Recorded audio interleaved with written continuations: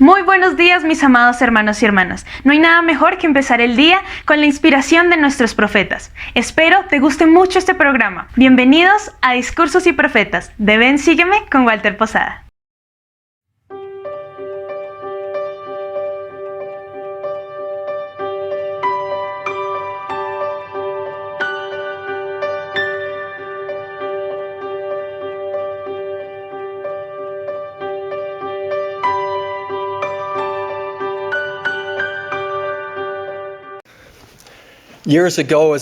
Hace unos cuantos años yo era un joven misionero y trabajaba en una pequeña rama en la islita de Amami Oshima, en Japón. Un día mi compañero y yo nos alegramos mucho al enterarnos de que el presidente Spencer W. Kimball iba a visitar Asia y que se había invitado a miembros y misioneros de Japón a asistir a la conferencia de ARI en Tokio. Entusiasmados, los miembros de la rama, mi compañero y yo, empezamos a hacer planes, lo que requeriría un viaje en barco de 12 horas hasta la isla principal de Japón, seguido por otro en tren de 15 horas hasta Tokio. Pero nuestro presidente de misión nos comunicó que mi compañero y yo no podríamos asistir a la conferencia debido a la distancia y al tiempo que ello conllevaba. Cuando los miembros de aquella pequeña rama se embarcaron rumbo a Tokio, nosotros nos quedamos allí. Los días posteriores nos parecieron silenciosos y vacíos. Tuvimos una reunión sacramental nosotros solos en la pequeña capilla, mientras los miembros y otros misioneros de Japón asistían a la conferencia. Mi sentimiento de desilusión personal se intensificó aún cuando escuché con alegría a los miembros de la rama, quienes regresaron de la conferencia días después, decir que el presidente Kimball había anunciado un templo para Tokio. Ellos rebosaban de alegría al compartir que su sueño se iba a cumplir. Contaban que al escuchar el anuncio no habían podido contener su alegría y de forma espontánea irrumpieron en aplausos. Han pasado los años, pero aún puedo recordar la desilusión que sentí al no poder estar en aquella histórica reunión. En los últimos meses he reflexionado sobre esa experiencia al observar a otras personas afrontar una desilusión y tristeza mucho mayores que las que yo sentí cuando era un joven misionero. Esta por causa de la pandemia mundial del COVID-19. A principios de este año, cuando la pandemia se aceleraba, la primera presidencia garantizó que la Iglesia y sus miembros demostraríamos fielmente nuestro compromiso de ser buenos ciudadanos y buenos vecinos, y que seríamos precavidos. Es así que hemos afrontado la suspensión de las reuniones de la Iglesia en todo el mundo, el regreso de más de la mitad de los misioneros a sus países de origen y el cierre de todos nuestros templos. Miles de ustedes se estaban preparando para entrar en el templo para recibir sus ordenanzas personales o ser sellados. Otros finalizaron su servicio misional antes de tiempo o fueron relevados provisionalmente y reasignados. Durante este tiempo, los líderes gubernamentales y educativos cerraron las escuelas, lo que causó la modificación de las ceremonias de graduación y obligó a cancelar actividades y eventos deportivos y educativos. Muchos de ustedes se prepararon para eventos a los que no asistieron, actuaciones que nadie presenció o para temporadas deportivas que no se jugaron. Es aún más sobrecogedor pensar en las familias que perdieron a seres queridos durante este tiempo y que en su mayoría no pudieron llevar a cabo funerales ni otros tiernos encuentros familiares tradicionales. En resumen, todo esto ha tenido una repercusión sentimental de desilusión, aflicción y desaliento. Entonces, ¿cómo sanamos y cómo seguimos adelante? El profeta Nefi ya era adulto cuando empezó a grabar sobre las planchas menores. Al contemplar su vida y su ministerio, hizo una importante reflexión en el primer versículo del Libro de Mormón. Este versículo formula un principio importante para nuestra época.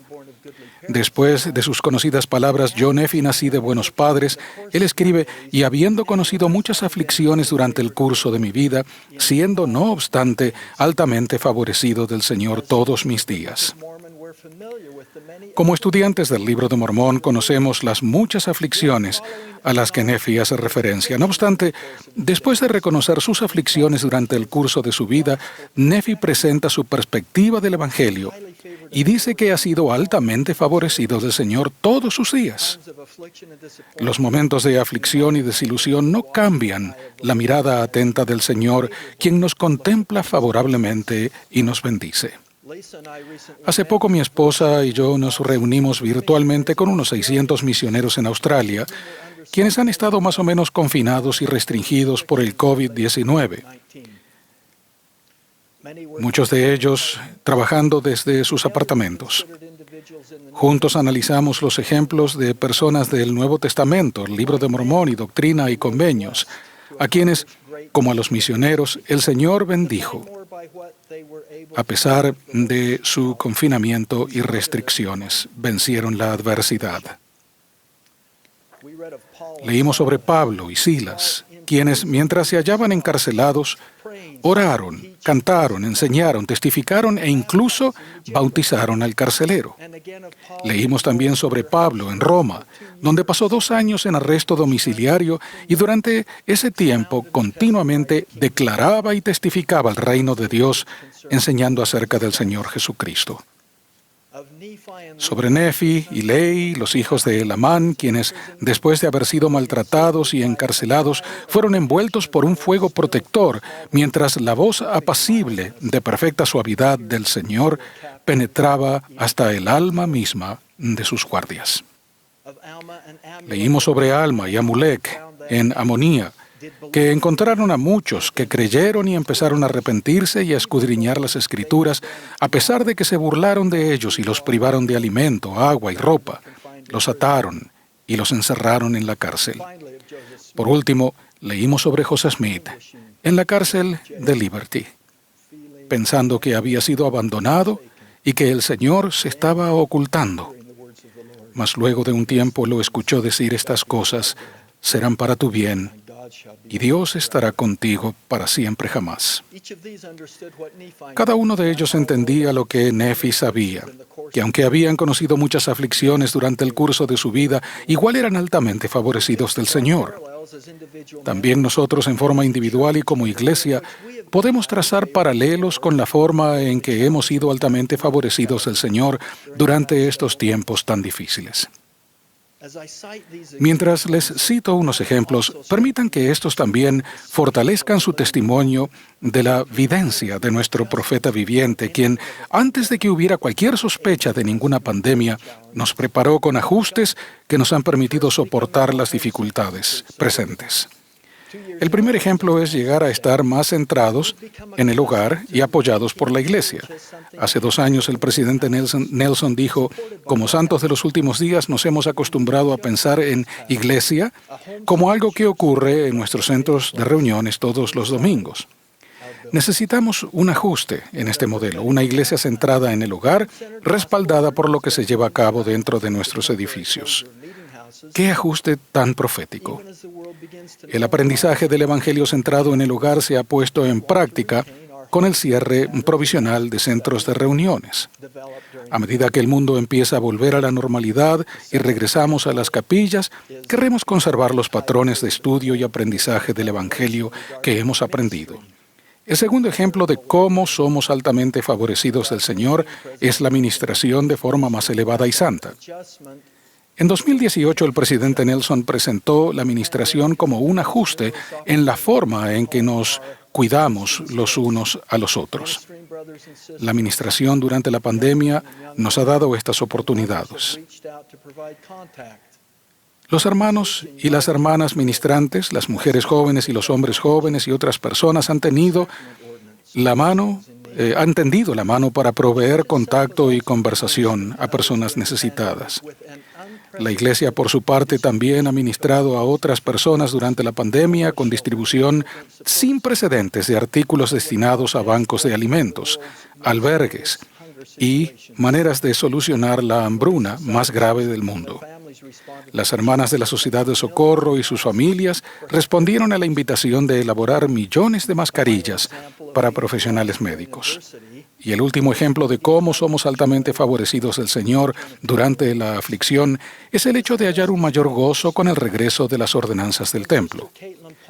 La mejor forma de describirlo es con el relato de la hermana Caitlin Palmer, quien recibió su llamamiento misional el pasado mes de abril y se sintió muy feliz, pero también sintió que era igualmente importante ir al templo a recibir su investidura y hacer convenios. Poco después de fijar la fecha correspondiente, se anunció el cierre provisional de todos los templos debido a la pandemia. Tras recibir esa lamentable noticia, se enteró de que asistiría al centro de capacitación misional por Internet desde su casa. A pesar de esas desilusiones, Caitlin decidió mantenerse positiva.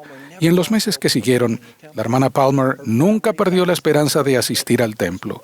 Su familia ayunó, lloró continuamente. Con frecuencia, Caitlin comenzaba las mañanas del CCM desde casa, diciendo, ¿será hoy el día en que veremos un milagro y se vuelvan a abrir los templos?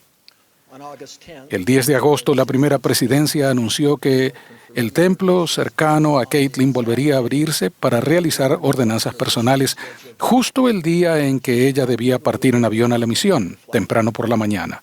Caitlin no podría entrar al templo y llegar al aeropuerto a tiempo. Con pocas esperanzas, su familia se puso en contacto con el presidente del templo para ver si había alguna forma de que se produjera el milagro, por lo que habían orado, y sus ayunos y oraciones fueron respondidos.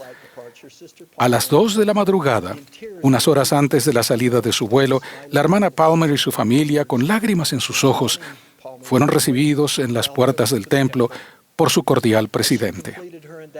Tras recibir su investidura, se les instó a que partieran rápidamente, pues la siguiente familia estaba esperando para entrar.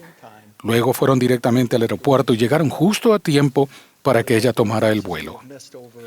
Las ordenanzas del templo que no pudimos hacer durante varios meses nos resultan más conmovedoras de lo que imaginábamos previamente, conforme los templos de todo el mundo van reabriendo por fases. Para concluir, escuchen estas palabras alentadoras, entusiastas y edificantes del profeta José Smith. Uno nunca supondría que las escribió en momentos de aflicción, con limitaciones y restricciones, en una casa en Nauvoo, mientras se escondía de quienes intentaban apresarlo ilegalmente. Dijo así: ahora, ¿qué oímos en el Evangelio que hemos recibido?